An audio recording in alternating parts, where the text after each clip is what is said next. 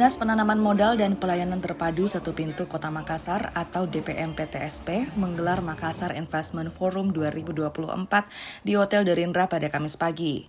Kegiatan tersebut dirangkaikan dengan Makassar International Aid Festival and Forum atau F8 2024 diikuti 12 negara dari berbagai belahan dunia dan beberapa daerah di Indonesia. MIF dibuka dengan tabuhan gendang oleh Wali Kota Makassar Dani Pomanto, diikuti penandatanganan nota kesepakatan atau MOU dengan Asosiasi Penyelenggara Jasa Internet Indonesia atau APJII. Tahun ini MIF mengangkat tema Makassar sebagai Kota Penyangga Ibu Kota Nusantara atau IKN. Kepala Dinas Penanaman Modal dan Pelayanan Terpadu Satu Pintu Kota Makassar atau DPM-PTSP Helmi Budiman mengatakan ada 3 proyek besar yang ditawarkan pemerintah Kota Makassar. Di antaranya, ducting sharing ini diperkenalkan pada investor, kemudian jalan tol lingkar dalam, terakhir metro kapsul. Sementara itu ada 12 negara yang mengikuti MIF, yakni Belanda, Italia, Singapura, Filipina, Australia, Amerika, Jepang, Polandia, Arab Saudi, Inggris, Indonesia, dan Malaysia.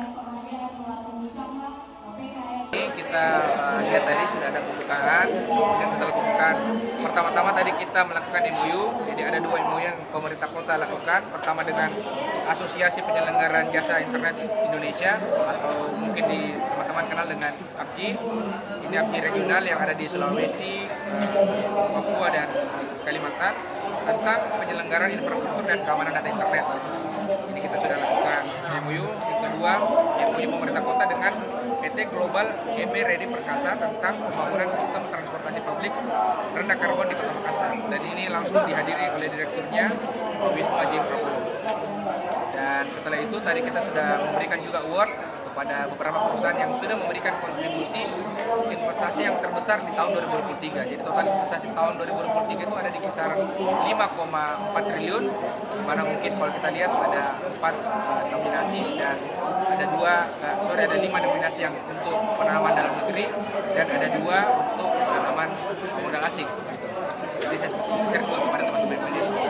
Setelah itu diikuti dengan narasumber, ada narasumber dari Bank BI memberikan bagaimana gambaran tentang Makassar serta beberapa tahun yang akan datang. Ada dari IKN, ada dari IKN itu Direktur Sarana dan Prasarananya, Ibu Sylvia.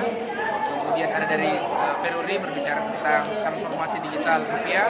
Kemudian selanjutnya itu ada 4 pembicara. Ya, dan setelah itu baru ada conference meeting. Untuk saat ini karena keterbatasan waktu, Pak Wali tentu ingin melakukan pertemuan dengan semua, tetapi karena Pak Wali juga punya agenda, akhirnya kita mengambil inisiasi untuk ada 4 yang dilakukan pertemuan